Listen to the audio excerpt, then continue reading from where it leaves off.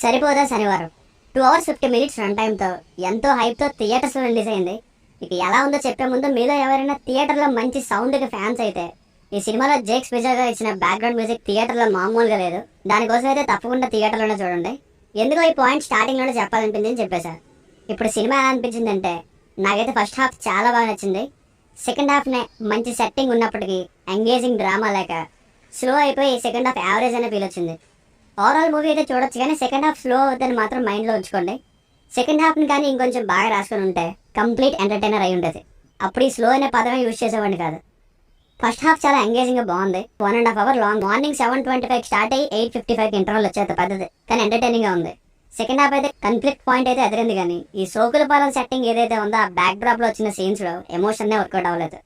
లాస్ట్లో ఈ సోకులపాలెంలో చేసిన చూపిస్తే అదే విక్రమార్కుడి స్టైల్లో అనిపించి ముందే పని చేసి ఉండొచ్చు కదా అనే ఫీల్ వచ్చింది. నాకు అదే డౌట్ ట్రైలర్ చూసినప్పుడు నుండి ఒకరికొకరు హీరో విలన్ ఫేస్ ఆఫ్ తప్ప ఇంకా ఏముంటుంది అని. సెకండ్ హాఫ్లో స్టోరీ వైజ్ ఎంతకంటే ఏం లేదు. కొన్ని సీన్స్ బాగున్నాయి, కొన్ని మాత్రం డ్రాగ్ చేస్తున్నట్టు క్లియర్గా ఫీల్ అవుతాం. పర్ఫార్మెన్సెస్ వైజ్ నాని గారు వి అండ్ దసరా తర్వాత మళ్ళీ యాక్షన్ మోడ్లో 40 years ఏజ్ అంటే నమ్మలేని యంగ్ లుక్స్తో మంచి పర్ఫార్మెన్స్ ఇచ్చారు.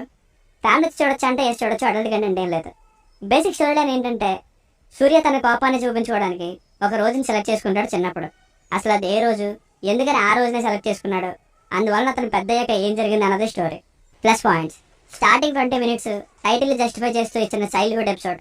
సూర్యగా నాని గారు, దయగా ఎస్ఏ సూర్య గారి పర్ఫార్మెన్సెస్, ఇంకా heroine Priyanka Arul Mohan garu thoroughly engaging first half, extraordinary background music and మంచి యూనిక్ షాట్స్ తో ఉన్న సినిమాటోగ్రఫీ, సాంగ్స్, సెకండ్ హాఫ్ లోనే యాక్షన్ డిజైన్, ఇంకా ఇంటర్వెల్ తర్వాత వెంటనే స్టార్ట్ అయ్యే ఒక ఫైట్ సీన్.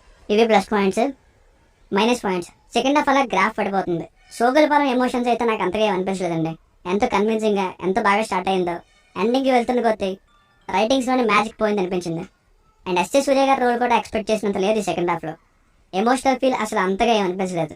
సో ఫైనల్గా మూవీకి వర్డిక్ట్ ఏంటంటే ఫస్ట్ హాఫ్ కోసం అయితే తప్పకుండా చూడొచ్చు. సెకండ్ హాఫ్ని డల్ అయింది. థియేటర్లో చూసే ఎలిమెంట్స్ అయితే చాలానే ఉన్నాయి, ఇంకా మీరే డిసైడ్ అవ్వండి.